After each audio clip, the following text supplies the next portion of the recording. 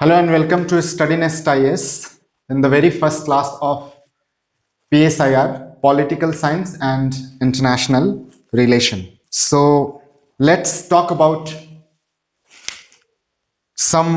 before we start the formal topic of political science and international relation, let's talk about some do's and don'ts.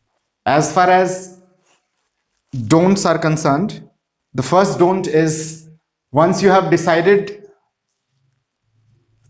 to enter civil services, do not get panicked. Do not be afraid of taking risks in your studies. Do not unnecessarily worry and do not go for gathering a lot of study material,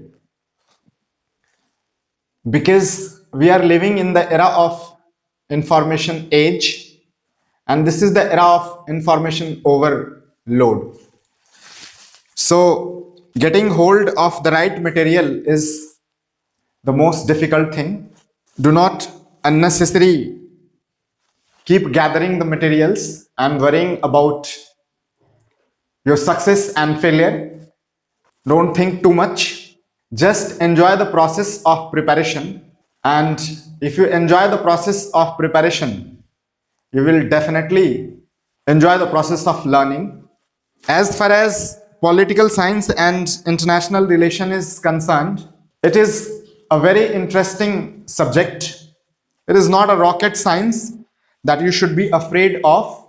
Politics is in our day-to-day life, and it is not something which is beyond comprehension or understanding. There is a myth that it's a very lengthy subject. I mean, its syllabus is very vast.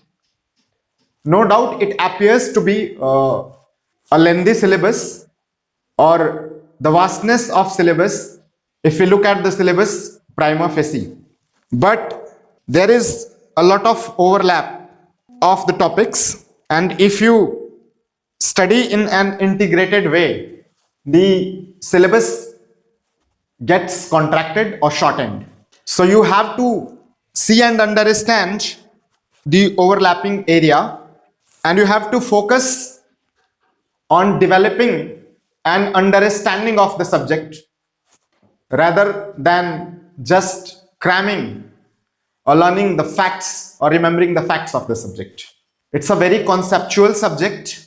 So if you develop the conceptual understanding over a period of time, it becomes easy to handle the subject. So do not unnecessarily get worried about the vastness of the subject. Do not do unnecessary things. Do not gather a lot of materials, a lot of books for each and every topic. The class itself will provide you a lot of material which will be enough for developing the conceptual understanding and enough material for the preparation. So just believe in yourself and repose your faith in the class, and rest will be taken care of automatically. Talking about political science and international relation, political science is one of the oldest discipline, and as far as international relation is concerned, it is the youngest discipline. The systematic study of political science and international relation is what we have to understand in the study of political science and international relations. So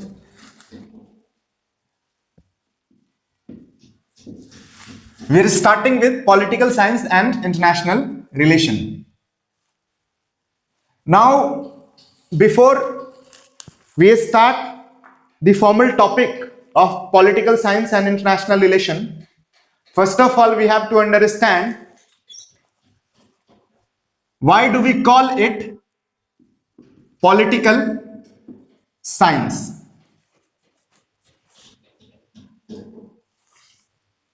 What is science in political? Is it a science? Is politics a science? Or is politics a craft or an art? And if it is an art or craft, why it is called science? That's the $1,000,000 question. Even in an interview, you can be asked by the interview board that why we call political science as science. So you don't have to give a direct answer to the question asked, because politicians do not answer directly or give a direct answer. Smile at the question and tell the interview board smilingly that, sir, this is the $1,000,000 question. I am also searching the answer for it. I have also not found why it is called science. This is the most troubled question. Even the scholars are searching the answer for. So there is a scholar whose name is Maitland, who says, when I look at the question paper of the political science, I am more troubled with the questions than the title of the question paper.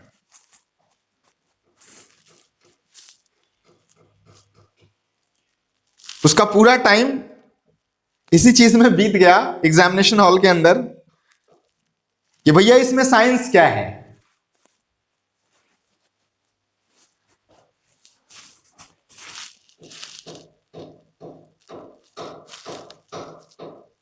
So even the scholars are troubled with this question. But yes, you can say that the systematic study of the world of politics or political phenomena can be termed as political science. Political science is not like natural science, and the definition of the political science cannot also be given like that of the natural sciences. What is science? Science is the systematic study of something through experimentation, verification, etc. But as far as political science is concerned, political science is not like natural sciences. We will understand the definition of each and every term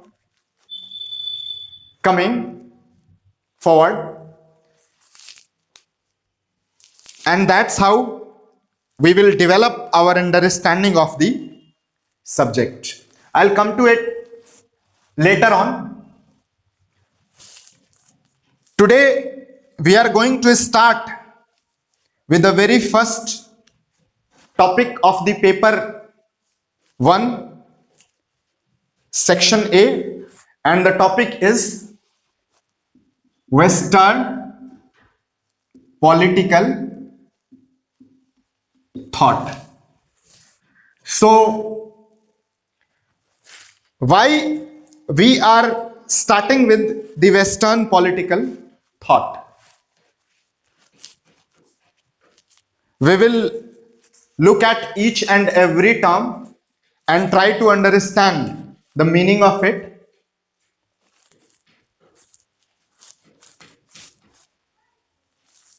So why we start with the political thought?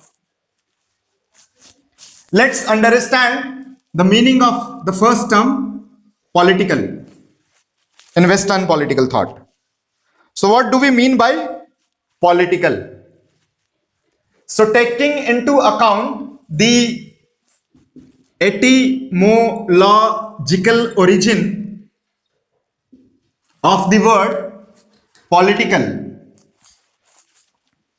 we can say that the word political comes from the Greek word polis,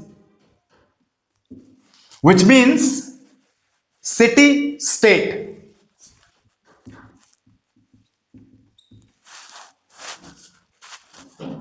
The word political comes from, or the origin of the word political is in the Greek word polis, which means city state.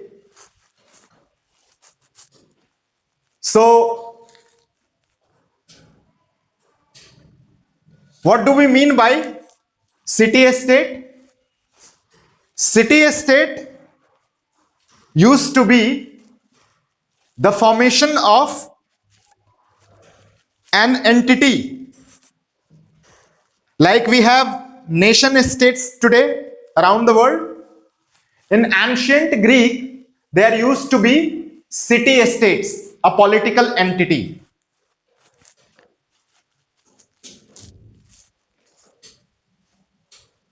And why we are studying the political thought?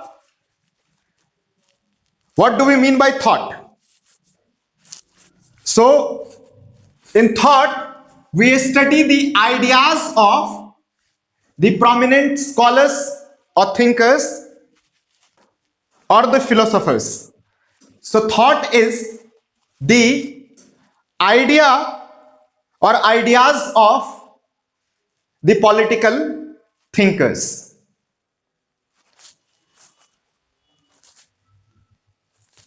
So, what is political thought and why do we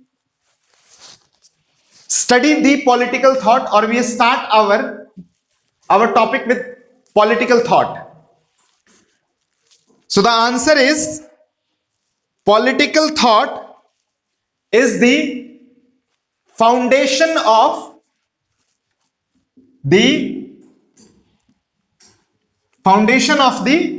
subject. Like when we construct a building, when we build a building, we use bricks, cement, concretes and other things. If we have to understand the subject, first of all, we need to have the language of the subject. So, political thought gives us the language of the subject of the political science.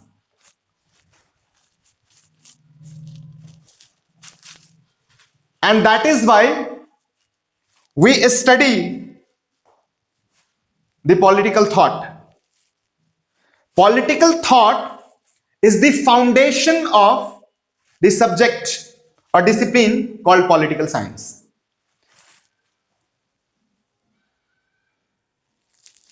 And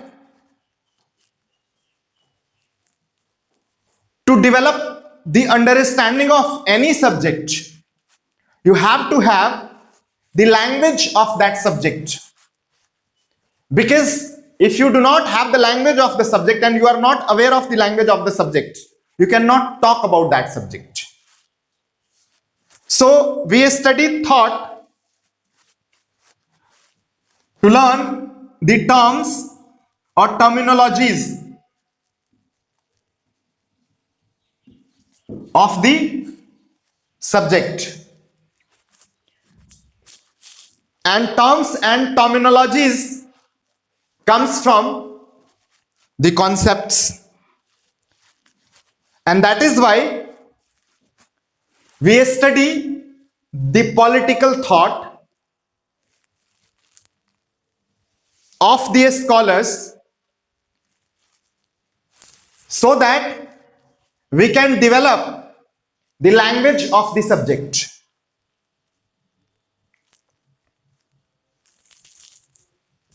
So did you get an idea why do we study the political thought?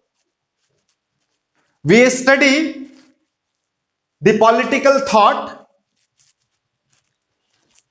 to get command over the language of the subject, which forms or which constitutes the foundation of the subject of political science. Now, what kind of subject is political science? So, talking about political science, can we say that it is a Eurocentric subject? What do we mean by the word Eurocentric?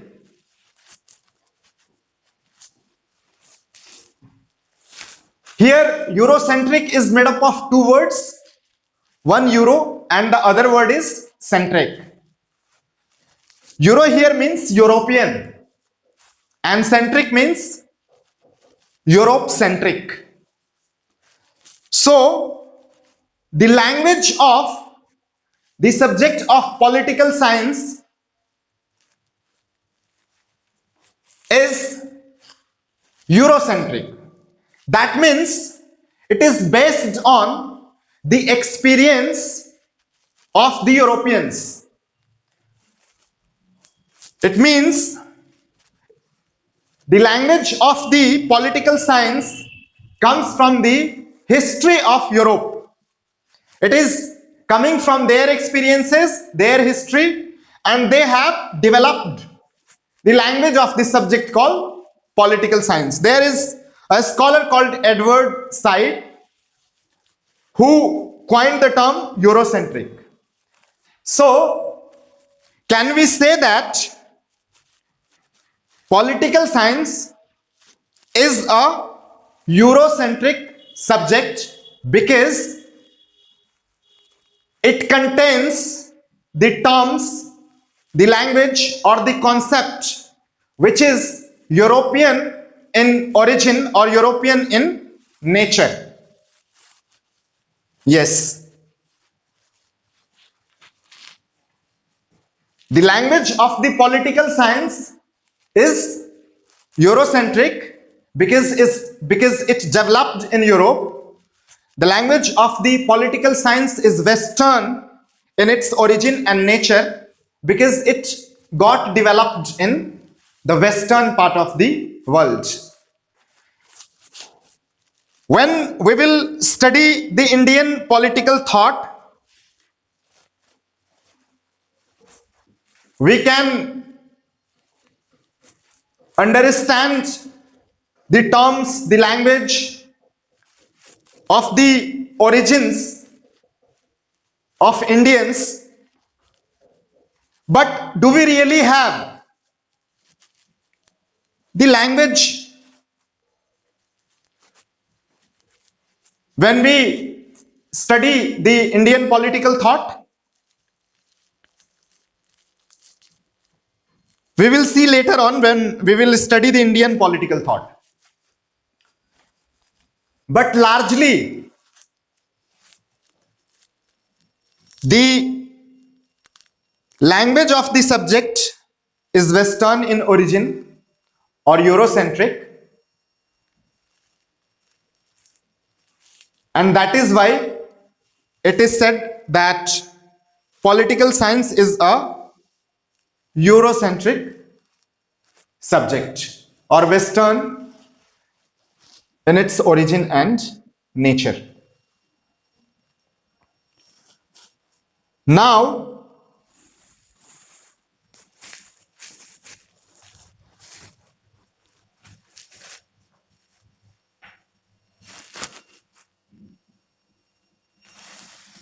Let us take a look at the word science. So,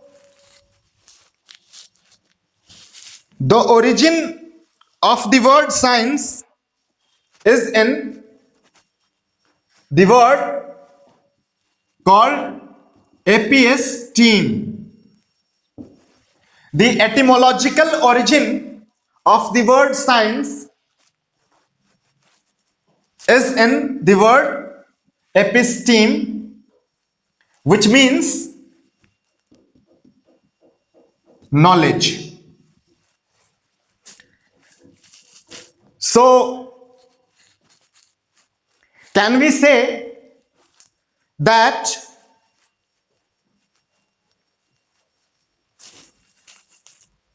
science is knowledge?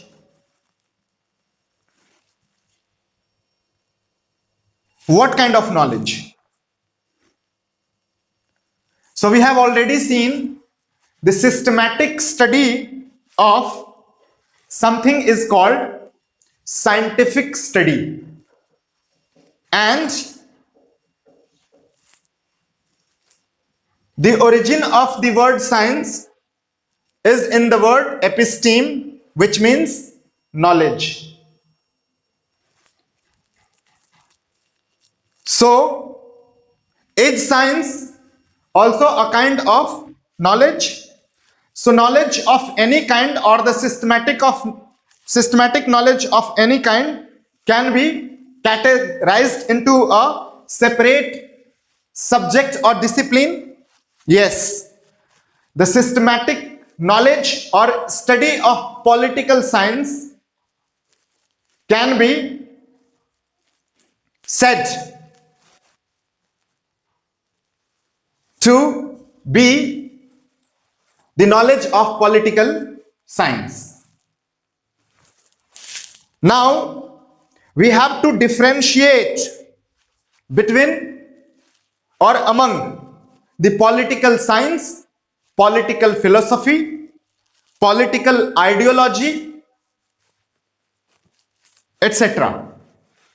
So, what is political philosophy?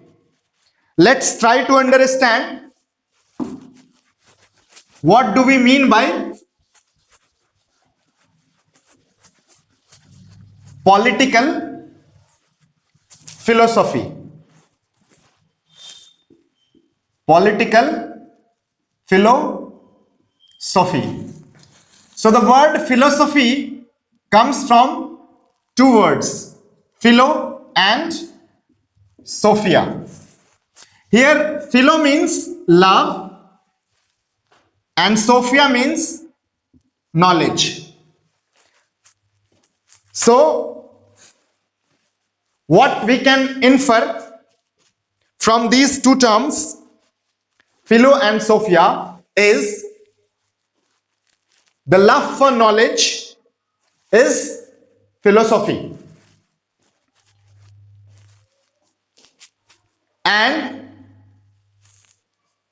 philosophy is the deeper knowledge, the search for the deeper knowledge.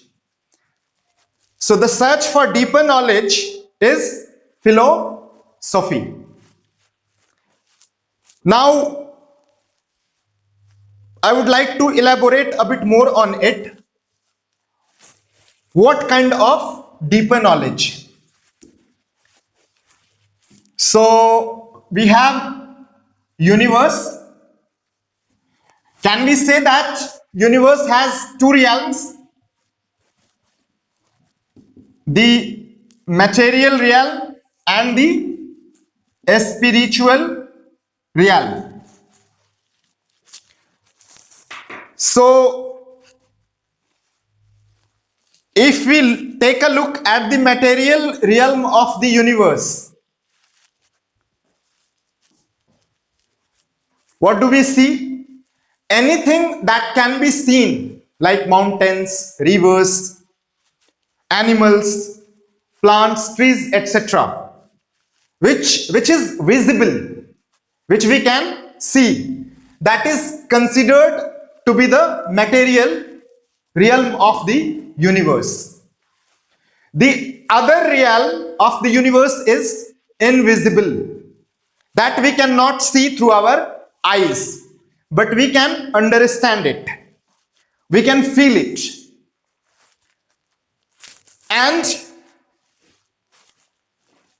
can we say that it is the realm of spirit or the ideas? So something which is visible comes under the study of natural sciences, right? In natural sciences, we study about the material realm of the universe, which is the study of physicists, or which we study in physics.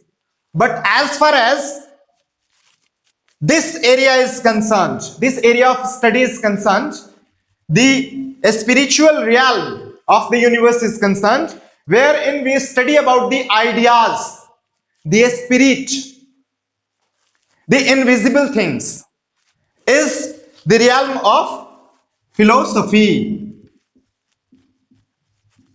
So can we say that philosophy is the study of the spiritual realism of the universe or the ideas?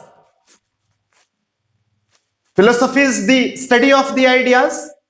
Yes. We can say that philosophy is the study of the ideas or the invisible things or the spiritual realism of the universe. So we have differentiated between the science, political science and political philosophy. Science is also a kind of knowledge and philosophy is also a kind of knowledge. So in political philosophy, we study about the political ideas, and since it is also a kind of knowledge, and for the word knowledge, the Greek word is episteme, which means knowledge, which also means science. The political philosophy can also be termed as political science. We have already differentiated between the political science and political philosophy. Now, let's try to understand the difference between political thought, political philosophy, and political theory. So, the next thing to be understood is theory.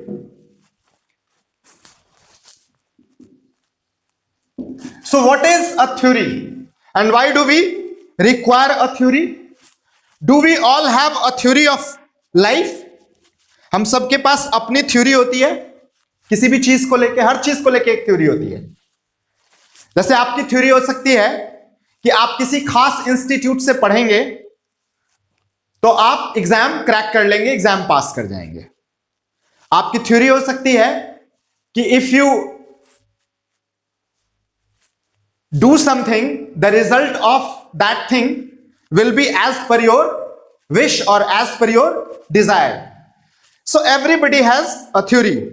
During COVID, there were a lot of theories being floated or floating in the market कि दुनिया को digital platform पे लाना है, तो दुनिया के capitalists ने कोविड का भ्रम फैलाया है. So there was a theory going on in the market, right?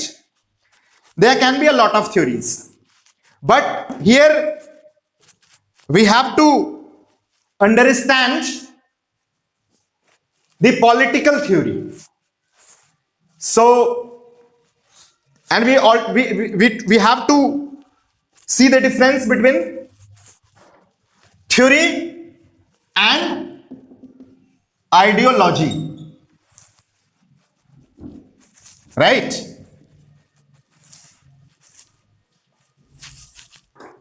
So what is political theory, and what is the subject matter of the political theory? So political scholars or philosophers give some kind of theory, and the usage of the theory is the explanation of something. So political theory is used as a tool to explain something,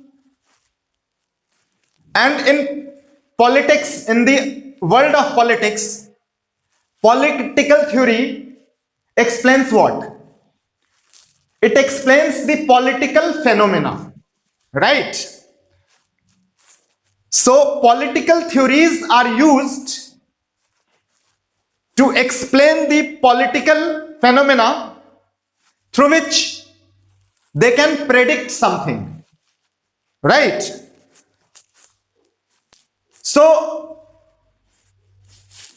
we have to understand the usage of these terms, taking into consideration the difference between these various terms.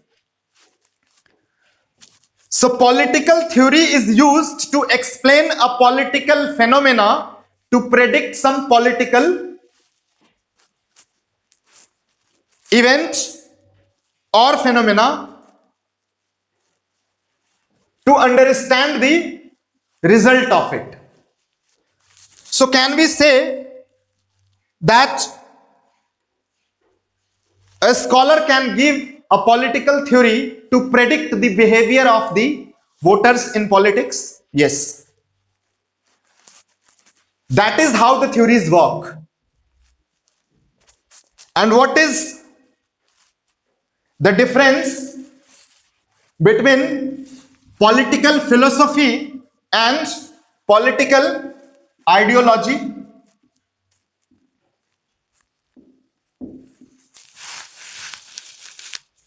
So there is hardly any difference between political philosophy and political ideology. There is a scholar called Gramsci.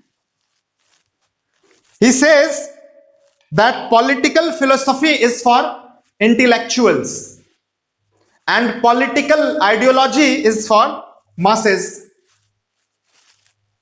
Basically, both these things are the political ideas only. But since the philosophy is deeper knowledge, or the ideas which has depth, they cannot be understood by the common man. So we need to explain these political ideas to the common men. We are living in the era of mass democracy throughout the world, and we have to get the support of the masses to win the elections, to be in the power. So we need a political ideology.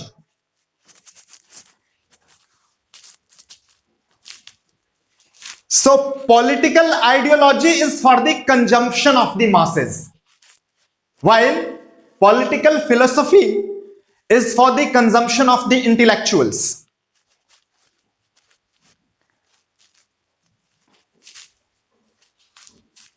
दोनों में बहुत ज्यादा difference नहीं है.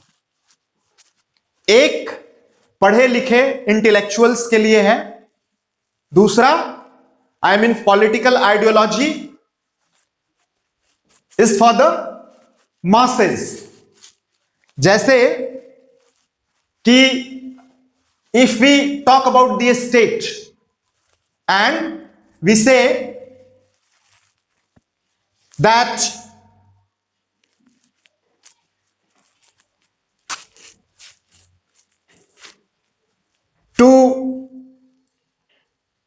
win the election, to be in the power, if we go and say that if you vote for us, we will make our state an ideal state, will the common man understand this term called ideal state? क्या आम आदमी को यह बात समझ में आएगी कि आइडियल स्टेट क्या होता है? लेकिन अगर इंडिया में हम कहते हैं कि अगर आप हमें वोट देते हैं तो हम राम राज्य लेके आएंगे, राइट? तो आम आदमी समझ जाएगा, है ना? सो राम राज्य is a common term, everybody understands it, and you don't need to make a lot of effort to explain it to them कि what is राम राज्य, जहां सब खुश है, ठीक है, everything is in tandem and people have a sense of well-being, तो लोग आसानी से समझ जाएंगे.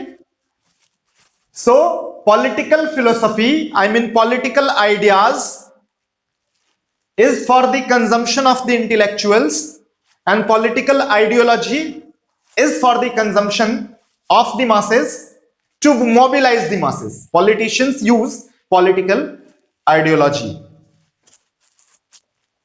For example, if I elaborate on it a bit more, can we say that Hinduism is the political philosophy and Hindutva is the political ideology? Now, can you differentiate between what I am saying about political philosophy and political ideology? Is BJP using Hindutva as an ideology to come to power in India? Yes. They have used Hindutva as their ideology to come to power. Today I'm not taking a class on ideology. You have to study liberalism, Marxism, fascism, Gandhism, feminism, etc., etc., other ideologies also in the syllabus, which we will study when we move forward in the syllabus. I just want to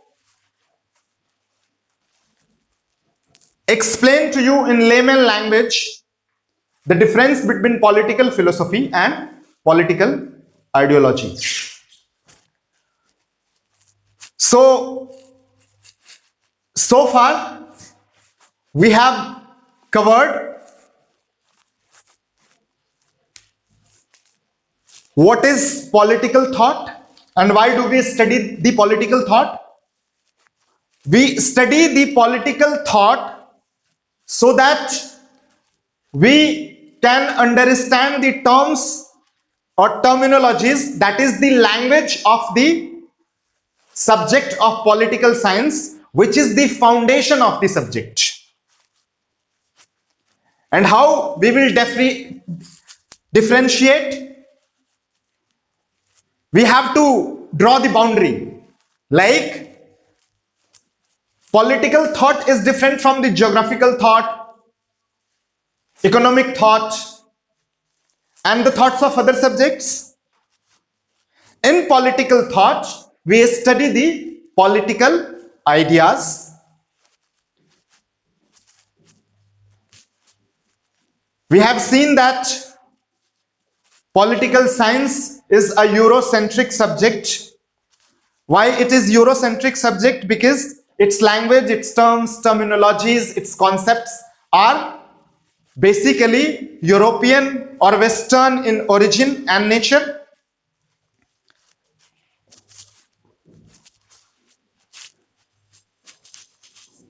And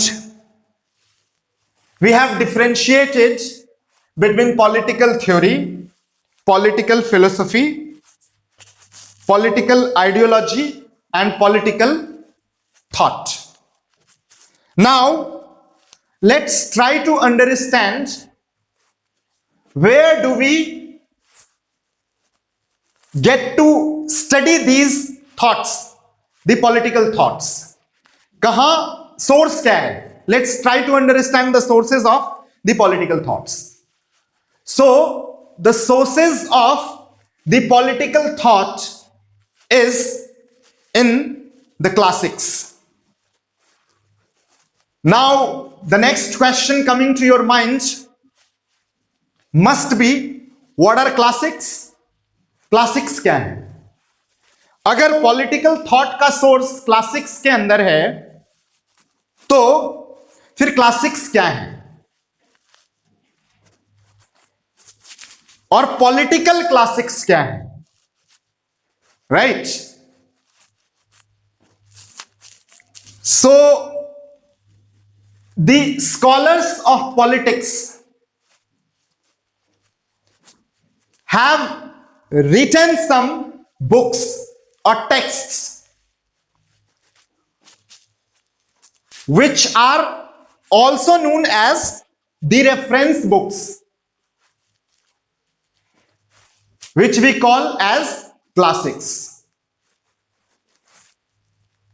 तो classics क्या है? Classics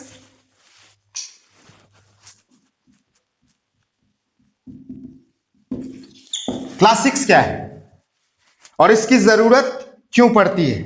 क्यों पढ़ते हैं हम classics? और क्या classics पढ़ना इतना आसान है? ओल्ड राजेंद्र नगर में जहां एनसीईआरटी की क्लासेस चलती हों, जहां न्यूज़पेपर की क्लासेस चलती हों, वहां classics, it's beyond comprehension how many people can understand classics. So what are classics? Classics are the textbooks or the texts which are class apart or a class in itself. Classics जो है वो exclusive books हैं, exclusive writers के, philosophers के या scholars के exclusive books जो अपने आप में एक क्लास है, जिसकी बात ही कुछ अलग है, जिसका क्लास ही कुछ अलग है, which is not like any other book, any other book of any Tom, Dick and Harry, and cannot be understood by any Tom, Dick and Harry. So classics are the special work.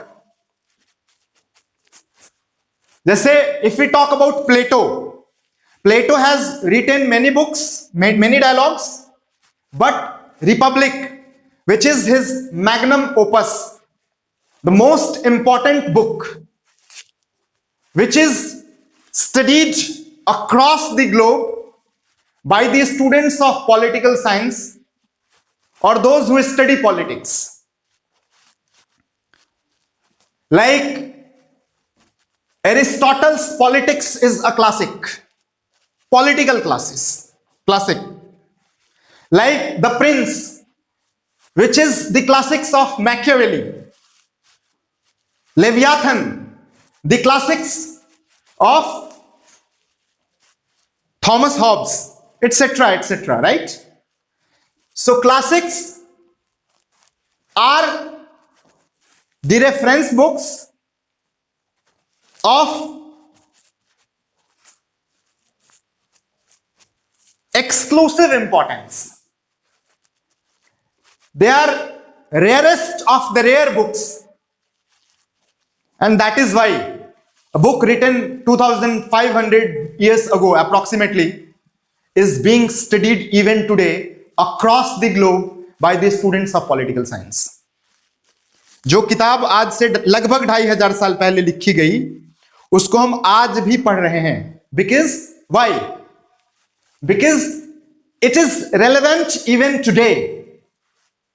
For example, in his book Republic or in his classic Republic, Plato talks about the importance of education and why state should give priority to it. He says state it is a pedagogic institution. What does it mean? It means the most important function of the state is to educate, to give education to its citizens, to the people. But herein does not lie the importance of classics. ये यूं ही rarest of the rare texts नहीं है, क्योंकि classics को पढ़ना इतना आसान नहीं है, पढ़ भी लो तो उसको समझना आसान नहीं है, because they have not been written in the direct language. Language plays the games.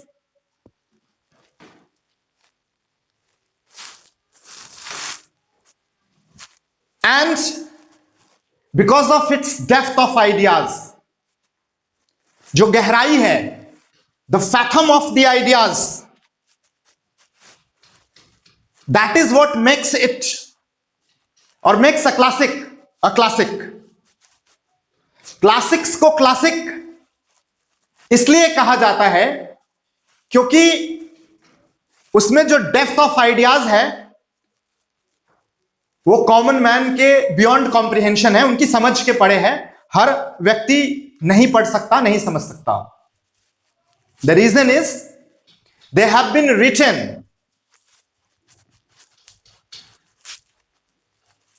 Against the people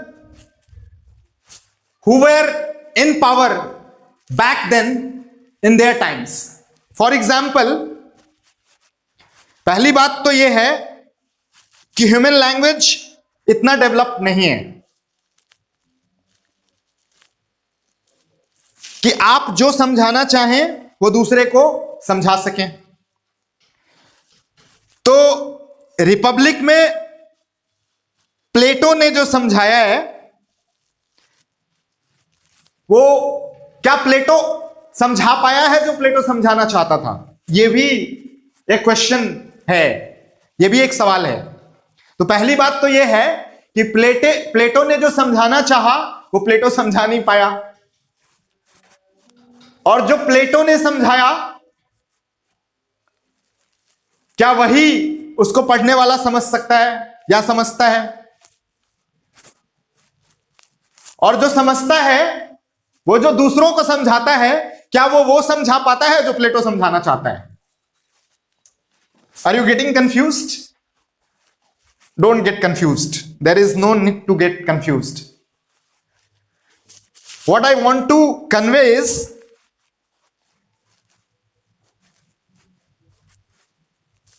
understanding classics becomes difficult because it's truth to power. Let's understand what do mean by truth to power. Simplifying it, I would say that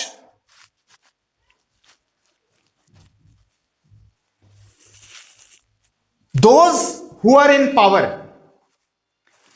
the political classics have been written about the persons who are in power, and those who are in power. Have you heard about this phrase or adage called power corrupts and absolute power corrupts absolutely? So with power comes what? With power comes corruption.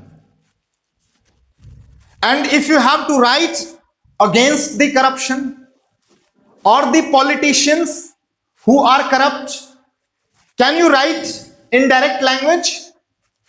Can you write directly about them that they are corrupt? No. If you do so, you will be martyred. You will be killed. Like the first martyr of the philosophy or the political philosophies Socrates. Why he was given hemlock, the poison to drink? Because he spoke truth about the people who were in power, and he was charged with sedition, that he is corrupting the minds of the youths, and that's why he was given poison, he was killed. So if you have to write something against those who are in power, you will write in coded language. That means those who are studying classics will have to study not what has been written in the classics, but the silences of the classics. That means you have to read between the line. Reading between the line means you have to infer what has not been written while it has been written in explicit words. And that's what makes a book or a text that we call classics. So let's revise it. What are classics? Classics are the reference books which are transcendental in nature. That means it is relevant beyond time and space.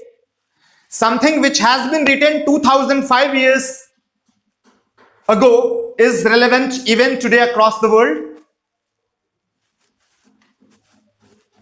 So classics denote timelessness. Time and space becomes irrelevant.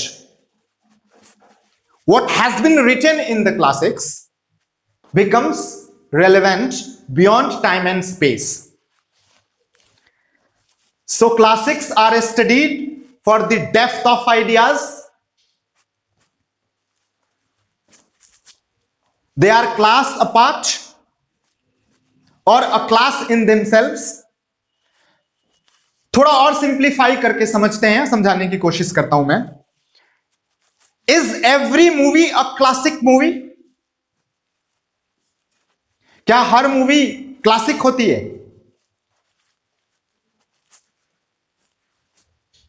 कोई भी मसाला movie classic होती है? नहीं. Is Sholay a classic?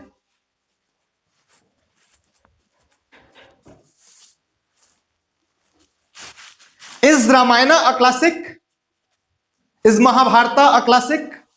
If we see it in the Indian context, is Gita a classic? Is Gita a classic? Yes, these are classics. And that's why these are relevant even today, beyond time and space. So,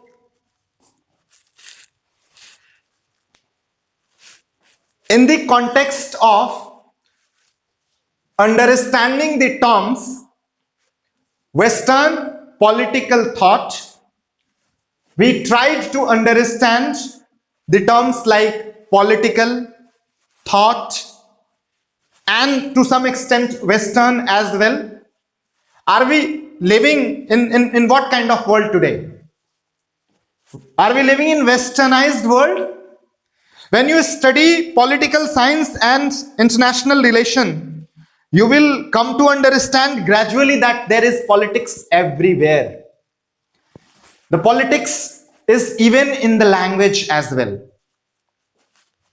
For example, westernization is sugar-coated by the word modernization. Americanization is sugar-coated in the word globalization. Isn't it? Globalization क्या है? Americanization है. American culture को पूरी दुनिया में impose किया जा रहा है, किया गया है. They cannot directly say that let's do Americanization. So they coined the term globalization. Language plays games. They cannot say that let's westernize the world. So they coined the term let's modernize the world. That's why studying politics is not everybody's cup of tea. हर कोई politics पढ़ नहीं सकता, पढ़ ले तो समझ नहीं सकता, क्योंकि पॉलिटिक्स में क्लासिक्स पढ़ना पड़ता है और क्लासिक्स पढ़ना सबके लिए आसान नहीं होता। इतना ही आसान होता तो सब समझ जाते, सब पढ़ लेते। ओल्ड राजेंद्र नगर में एनसीईआरटी की क्लास नहीं ले रहे होते, न्यूज़पेपर की क्लास नहीं ले रहे होते, और हम जैसे लोगों की जरूरत नहीं होती कि आकर क्लासिक्स समझाते हैं। बट एनीवेज जरूरी था। हम जैसे लोगों का काम कैसे चलेगा? कोई तो चाहिए क्लासिक्स समझाने के लिए।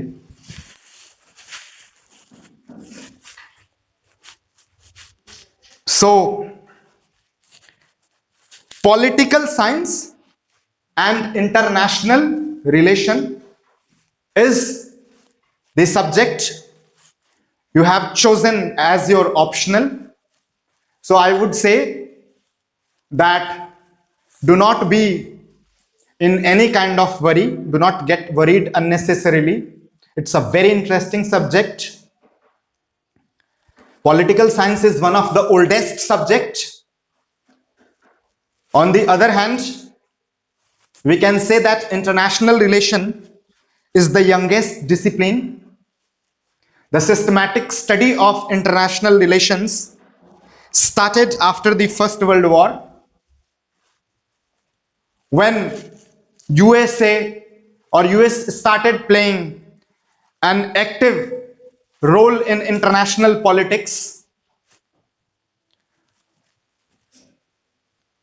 and at present US is the hegemon of the world. You will study US hegemony as a topic in your syllabus as well. Then we will talk about it in detail. Right now, I would just try to explain a bit about it, why it is a hegemon and why it is called a hegemon and what is its hegemony. See,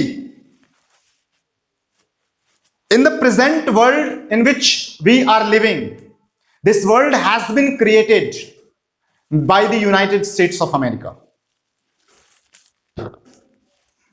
The present world order in which we are living in is the world order made by USA. Who has made United Nations, WTO, IMF, International Monetary Fund, WHO, and other international organizations? It's USA. Who sets the rule? Who makes the rule? Who dictates the rule throughout the world today? The single superpower called US. And who is disturbing these rules? Who is challenging the hegemony of US? It is China. And China's proxy also, we can say. Who are the China's proxy? North Korea, Russia, Iran,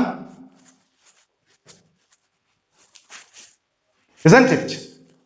And of late we can say Turkey also. Yes. So China is challenging the hegemony of US. It is disturbing the rules of the international politics, and we are living now, especially in the era of transition of power. The theater of politics has shifted from Atlantic to Indian Ocean and Asia Pacific.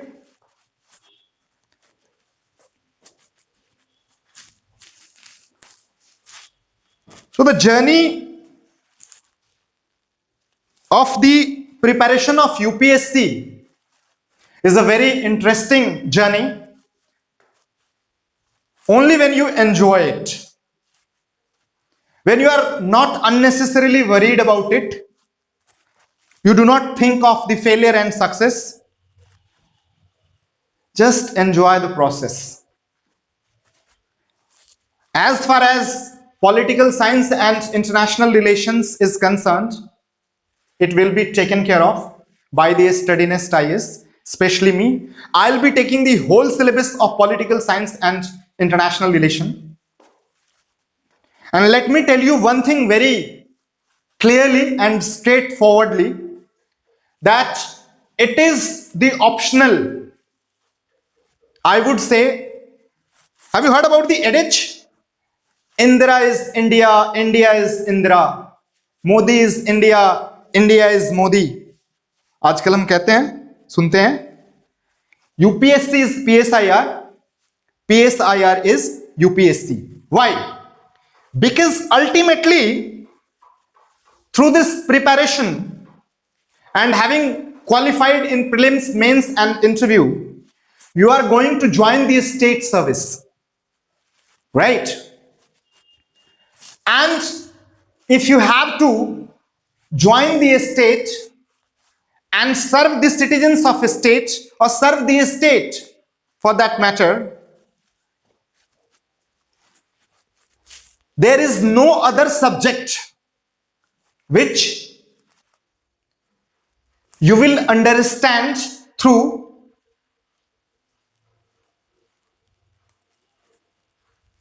I mean to say, you can't understand the state, the nature of a state, the functions of a state in the way you can understand through the optional called political science and international relation. Politics decides everything. It is the politics which decides the budget of every ministry of the government, isn't it?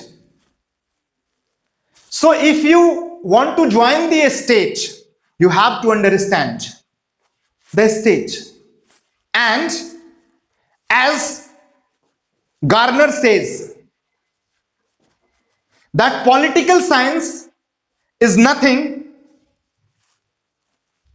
but the study of state.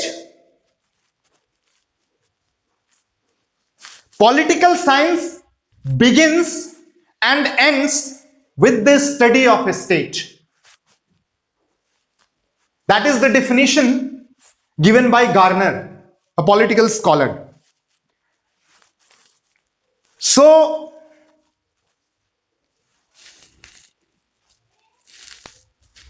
if we look at the syllabus of the GS, 4 papers of GS, then too you can understand the overlapping areas almost in all papers. Paper 1, you have to study the history, the post-independent Indian history, the freedom struggle, the world history. Politics or political science is a very interdisciplinary subject as far as humanities is concerned. So it has derived from the history, and in political science we also understand the history because it's a very conceptual subject.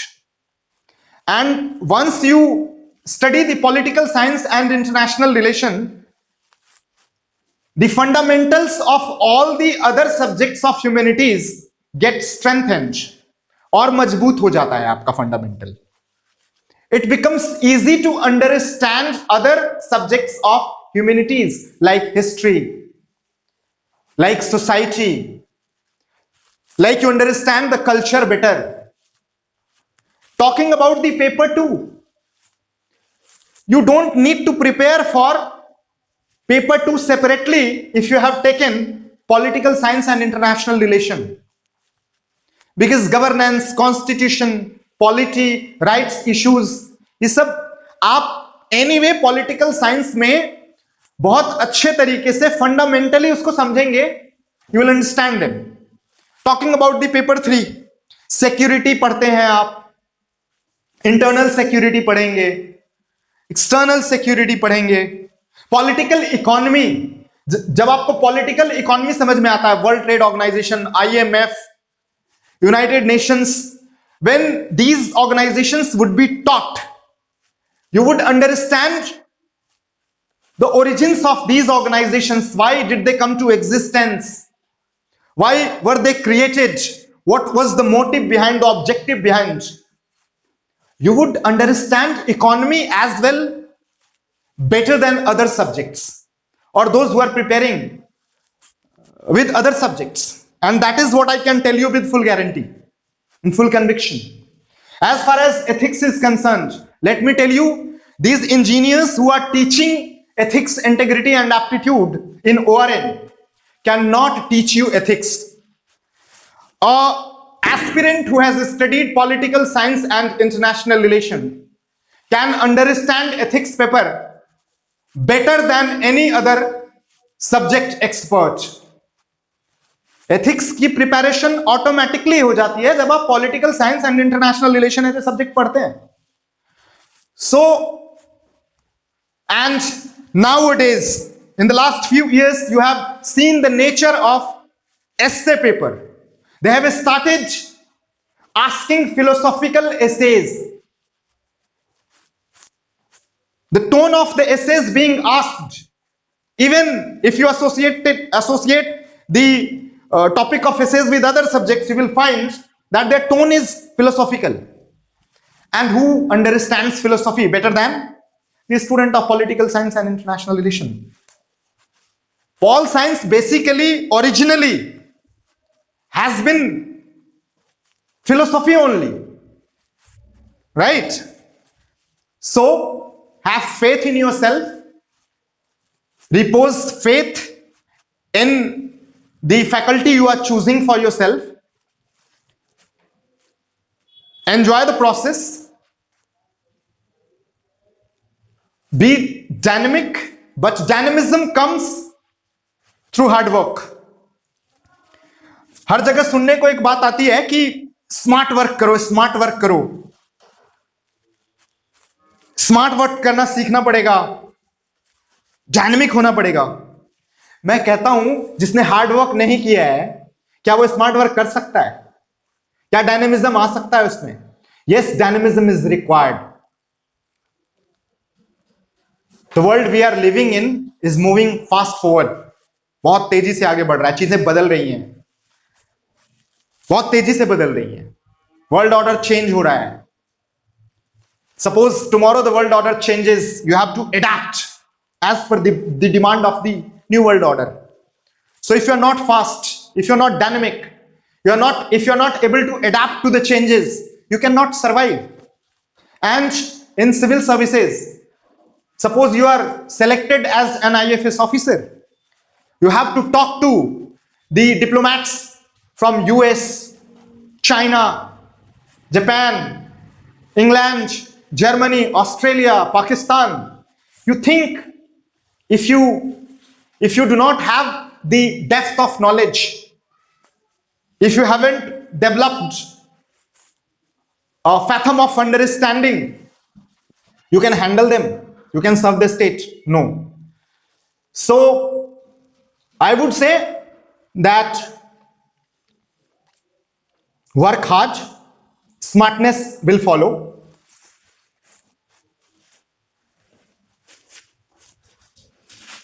Be steady, dynamism will follow. Enjoy the process, success will follow. Be patient, have patience, and the result will follow. I won't exaggerate it. The success rate in civil services,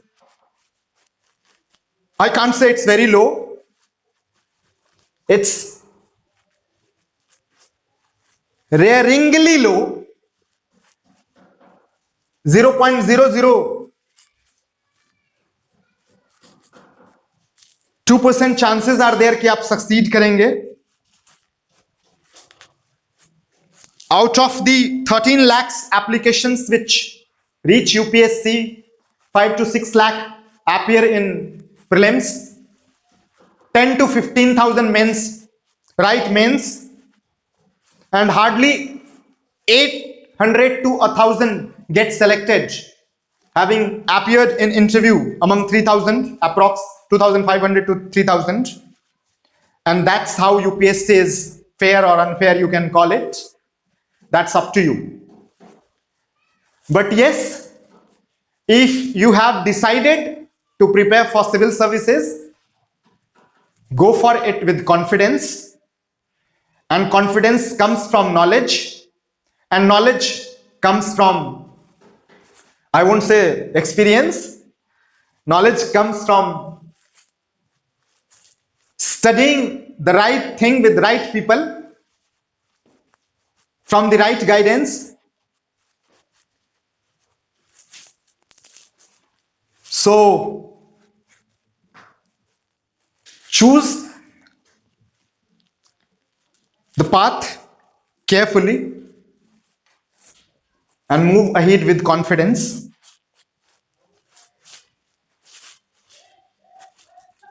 Some of you would definitely come out with flying colors when the right time comes.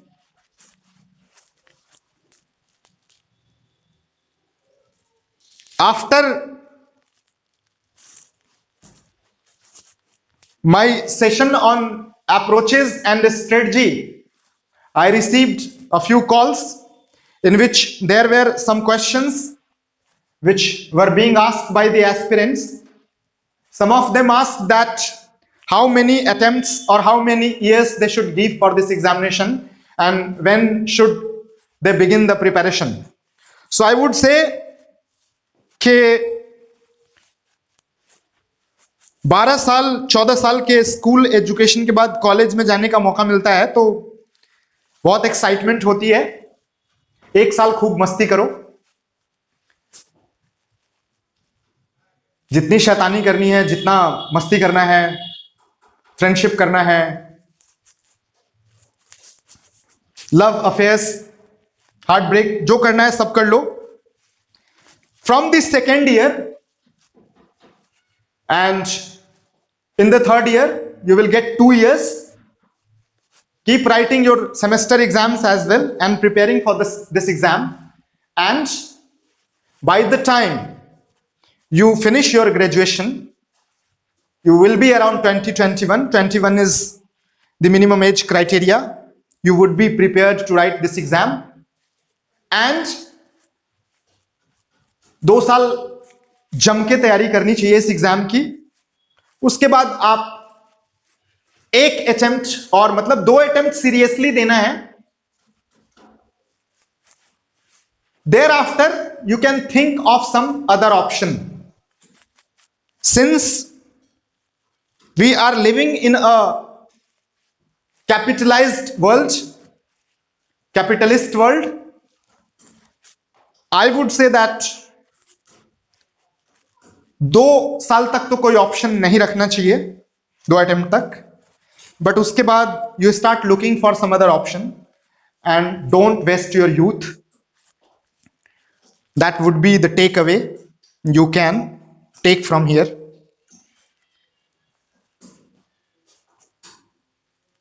सो 2 साल का preparation, 1 साल और ले लो, 3 साल, 2 attempt दे दो.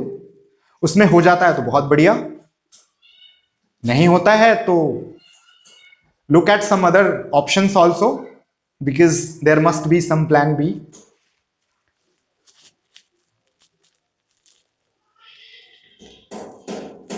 And